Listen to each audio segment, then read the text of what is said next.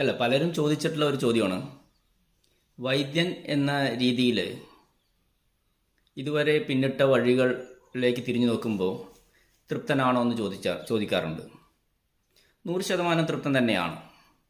നമ്മളുടെ ഉയർച്ച എപ്പോഴും മറ്റുള്ളവൻ്റെ സന്തോഷത്തിൽ നിന്നാവണമെന്ന് ആഗ്രഹിക്കുന്ന ആളാണ് ഞാൻ.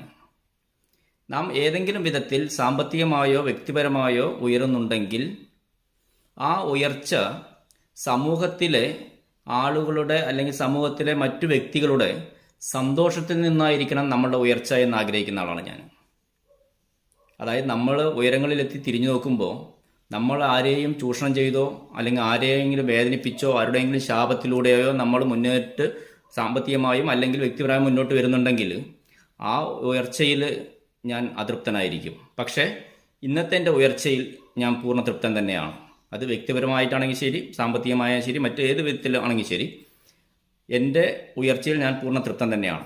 കാരണം ആയിരക്കണക്കിന് ആളുകളുടെ സന്തോഷത്തിൻ്റെ ഭാഗമാണ് എൻ്റെ ഉയർച്ച.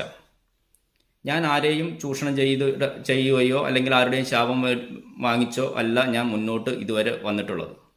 നിങ്ങൾക്കറിയാം, എൻ്റെ ചികിത്സാ രീതിയെക്കുറിച്ച് വ്യക്തമായിട്ട് അറിയുന്ന ആളുകളാണ് എൻ്റെ പരിസരവാസികളും സുഹൃത്തുക്കളും അല്ലെങ്കിൽ ഈ സമൂഹവും.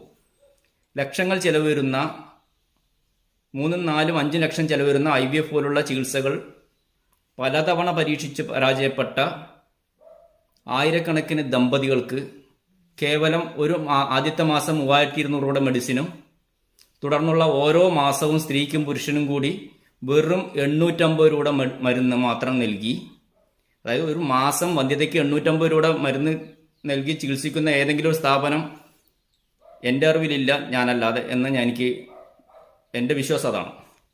അപ്പോൾ അങ്ങനെ ആരെയും ചൂഷണം ചെയ്യാതെ അവർക്ക് സന്താനം ലഭിക്കുമ്പോൾ അവർ തരുന്ന പ്രസൻറ്റേഷനോ അല്ലെങ്കിൽ അവർ തരുന്ന മറ്റുള്ള ഏതെങ്കിലും മൂല്യമുള്ള വസ്തുക്കളോ ഉപയോഗിച്ച് ഉന്നതിയിലേക്ക് എത്തുന്ന ഒരു വൈദ്യൻ എന്ന രീതിയിൽ, ഒരു വ്യക്തി എന്ന നിലയിൽ ഞാൻ പൂർണ്ണ തൃപ്തനാണ്. കാരണം ഞാൻ നേരത്തെ പറഞ്ഞ പോലെ തന്നെ ആരുടെയും ശാപത്തിൻ്റെയോ അല്ലെങ്കിൽ ആരുടെയും ചൂഷണത്തിൻ്റെയോ ഭാഗമായി ഉയർന്നതല്ല എൻ്റെ ഇന്നത്തെ ഈ ഇമേജും എൻ്റെ നിലനിൽപ്പും. പ്രത്യേകിച്ച് ഞാൻ പറയുന്നത്, മറ്റുള്ളവരുടെ സന്തോഷത്തിൽ നിന്നായിരിക്കണം നമ്മുടെ ഉയർച്ച, മറ്റുള്ളവരുടെ തൃപ്തിയിൽ നിന്നായിരിക്കണം നമ്മുടെ ഉയർച്ച, മറ്റുള്ളവർക്ക് ദോഷം ചെയ്യാത്ത വിധത്തിൽ അവരുടെ അനുഗ്രഹത്തോടു കൂടിയായിരിക്കണം നമ്മുടെ ഉയർച്ച. അപ്പോൾ അത്തരം കാര്യങ്ങളെ മുൻനിർത്തി ചിന്തിക്കുമ്പോൾ ഞാൻ എൻ്റെ തൊഴിലിൽ 100% തൃപ്തനാണ്.